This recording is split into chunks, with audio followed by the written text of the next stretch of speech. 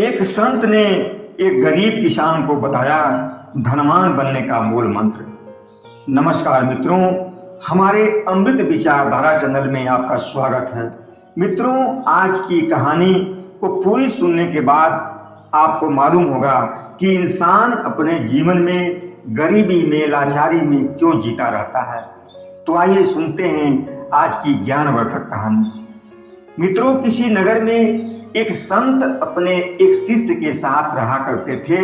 एक बार गुरु और शिष्य दोनों तीर्थ यात्रा पर निकले। कुछ दूर चलने के बाद जब दोनों को भूख और प्यास सताने लगी तो पास के एक गांव में एक किसान का घर था। घर के पास जाकर शिष्य ने दरवाजा खटखटाया तो अंदर से फटा पुराना कपड़ा पहने हुए एक आदमी बाहर निकला। साधु जी ने कहा, बंधु कुछ खाने को मिलेगा, बहुत जोर की भूख लगी है। उस गरीब किसान ने उस साधु और उनके शिष्य को खूब आदर के साथ बिठाया, खूब सेवा सत्कार किया, खाना खिलाया। खाना खाने के बाद साधु जी उस गरीब किसान से पूछने लगे कि तुम करते क्या हो? तुम्हारी जमीन तो खेती करने के लायक बहुत ही अच्छी है, लेकिन तुमने इसमें खेती ही नहीं की है, कोई फसल ही नहीं उगाई है, तुम्हारा गुजारा कैसे होता है? साधु जी की बात सुनकर वो गरीब किसान कहने लगा, महाराज हमारे पास एक बहुत अच्छी गाय है जो बहुत अधिक दूध देती है और उसी से हमारा गुजर बसर हो जाता है। बातों बातों में अब रात होने लगी थी, इसलिए साधु जी ने कहा कि आज रात हम यहीं सो जाते हैं, सुबह होते ही अपने गंतव्य की ओर प्रस्थान करेंगे। ये कहकर के साधु जी अपने शिष्य के साथ उस गरीब किसान के घर पर ही सो गए। जब आधी रात हुई तो साधु जी अपने शिष्य को जगाकर कहने लगे, शिष्य अब हम दोनों यहाँ से चलेंगे और साथ में इस किसान की गाय को भी लेकर चलेंगे। शिष्य अपने गुरु की बात सुनकर अवाक रह गया। उसने कहा, गुरुजी, इस गरीब किसान ने हम दोनों को भोजन खिलाया, इतना आदर किया, इतना हमारा सम्मान किया, और आप इसकी गाय लेकर चलने को कह रहे हैं। लेकिन शिष्य को गुरु की आज्ञा का पालन करना था। अब गुरु और शिष्य दोनों उस गरीब किसान की गाय को लेकर चुपचाप रात को ही निकल लिए। लेकिन यह बात शिष्य के मन में बार बार खटक रही थी कि आखिर गुरुजी ने ऐसा क्यों किया। धीरे धीरे कई साल गुजर गए। एक बार फिर दोबारा गुरु और शिष्य ने तीर्थ यात्रा पर जाने का विचार किया। अब दोनों जब तीर्थ यात्रा पर निकले तो तीर्थ यात्रा पर जाते समय एक बार फिर से उसी गांव में पहुंचे, उसी गरीब किसान के घर पर। लेकिन इस बार गुरु और शिष्य दोनों को यकीन ही नहीं हो रहा था कि यह वही घर है जहां वे पहली बार आए थे, क्योंकि अब यहाँ सब कुछ बदल चुका था।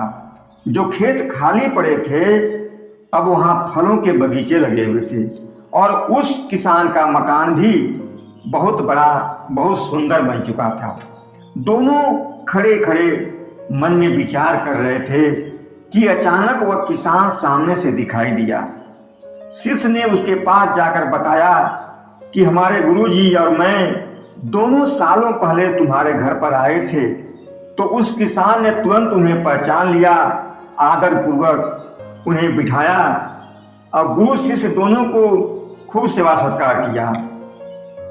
इसके बाद जब शिष्य ने उससे पूछा कि तुम्हारे जीवन में इतना बदलाव कैसे हुआ, तो वह गरीब किसान, जो अब गरीब नहीं था, उसने अपनी कहानी सुनाते हुए कहा, महाराज उस दिन जब मेरी गाय चोरी हो गई थी तो मेरी समझ में नहीं आया कि अब मैं क्या करूं। फिर मैं जंगल से लकड़ियां काट काट कर उसे गांव गांव में घूमकर बेचने लगा। जब कुछ पैसे मिले तो मैंने उन पैसों से बीज खरीदकर अपने खेतों में बो दिए और जब फसल तैयार हुई तो उसे मैंने बेचकर जो पैसे मुझे मिले थे उसको हमने फलों का बगीचा लगाने में लगा दिया और इस वक्त मेरा काम बहुत ही बढ़िया चल रहा है और इस वक्त मैं अपने इलाके का फलों का सबसे बड़ा व्यापारी हूँ। लेकिन अब मैं कभी कभी सोचता हूँ कि उस रात को अगर मेरी गाय चोरी नहीं हुई होती तो शायद मैं आज इतना बड़ा फलों का व्यापारी नहीं होता। उस किसान की बात सुनकर शिष्य ने कहा, लेकिन यह काम तो तुम पहले भी कर सकते थे। उस किसान ने कहा, उस गरीब किसान ने कहा, उस वक्त मेरी जिंदगी बिना परिश्रम के कट रही थी और मुझे कभी ऐसा लगा ही नहीं कि मैं इतना कुछ कर सकता हूं। शिष्य के मन में उठे हुए सभी प्रश्नों के जवाब उसे मिल चुके थे।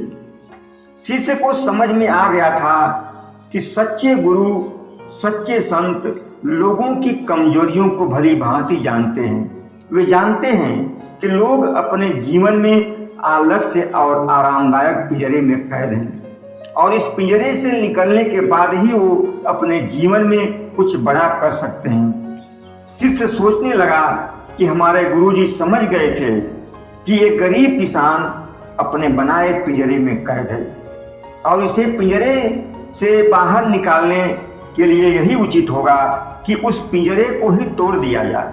और उन्होंने वही किसान की गाय चुराकर वही काम किया और उसका परिणाम उस गरीब किसान के जीवन को बदलने में कारगर सिद्ध हुआ। मित्रों, अगर एक कहानी सुनकर आपको कुछ प्रेरणा मिली हो तो हमारे चैनल को लाइक और सब्सक्राइब कर दीजिएगा। धन्यवाद।